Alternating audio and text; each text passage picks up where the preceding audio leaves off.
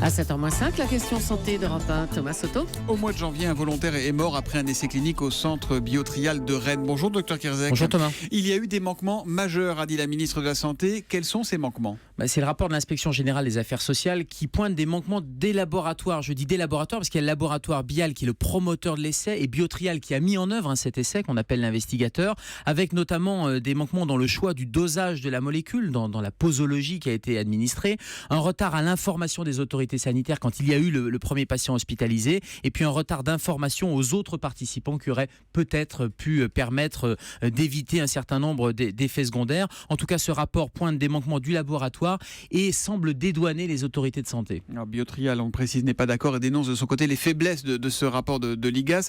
Qu'est-ce qui doit changer pour les volontaires, Gérald ? Alors, il reste des interrogations sur...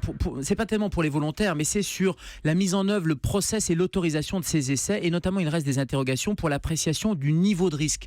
Il faut bien comprendre que ces essais de phase 1, c'est-à-dire juste après l'animal, juste après les tests in vitro, à un moment donné, il faut les introduire chez l'homme. Et c'est extrêmement délicat parce que le choix du dosage est extrêmement important dans le sens où il ne faut pas faire prendre trop de risques à ces volontaires qui sont des volontaires sains. Ce ne sont pas des volontaires malades. Puisqu'on l'a testé que sur les animaux à ce moment-là. On n'a pas tellement de recul. On n'a pas tellement de recul notamment sur le choix de la posologie. Ce sont des essais précoces et ce que propose la ministre, c'est de mieux encadrer ces essais précoces pour minimiser le risque à faire prendre à ces volontaires sains qui sont des volontaires. Ils ne sont pas malades, ils n'ont pas d'intérêt à tester cette molécule, hormis un intérêt qui est éventuellement pécuniaire et un intérêt pour la science. Parce que ces tests, les volontaires le font pour l'argent le plus souvent, mais est-ce qu'on se met systématiquement en danger quand on devient cobaye de laboratoire ? Alors théoriquement non, ils sont indemnisés et pas payés. D'ailleurs cette indemnisation elle est plafonnée à 4 500 € par an de façon à éviter un certain nombre d'abus et que ça devienne justement une profession à part entière. Donc théoriquement on ne se met pas en danger, mais le risque zéro n'existe pas,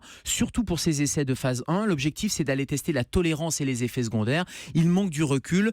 L'objectif c'est d'aller encore minimiser ce risque. Alors vous nous parlez de phase 1, ça veut dire j'imagine qu'il y a phase 2, 3, 4, 5, 6 Oui, ou comment... phase 1 les volontaires sains, phase 2 et 3 ce sont des personnes qui sont malades, phase 2 c'est la phase pilote, on va chercher la dose optimale, et phase 3 ce sont toutes ces études qu'on vous propose notamment dans les hôpitaux, que votre médecin va vous proposer, c'est ce qu'on appelle l'étude pivot. L'objectif c'est d'aller comparer l'efficacité d'un nouveau traitement, par exemple avec un traitement de référence. Donc je ne voudrais pas que cette affaire dissuade les patients de participer à la recherche. Je crois que c'est fondamental de participer quand votre médecin, et c'est un rapport de confiance qui s'établit entre le médecin et le patient, quand votre médecin vous propose de participer à un essai clinique, notamment un essai de phase 3, cette étude, elle est importante et le risque est minimisé. Mais que faut-il vérifier ? Sur quoi faut-il être prudent, docteur ? Alors, il y a tout un processus avant, ça passe dans un certain nombre de comités de protection des personnes. On va vous faire signer un consentement éclairé, on va faire signer un consentement qu'il faut lire et il faut poser toutes les questions à votre médecin et lever tout doute. Posez les questions comme nous le faisons tous les matins au docteur Kierzek, la question santé, toujours volontaire pour éclairer nos lanternes. Et là, c'est sans danger, c'est tous les matins à 7h-5. À demain, Gérald. À demain, Thomas.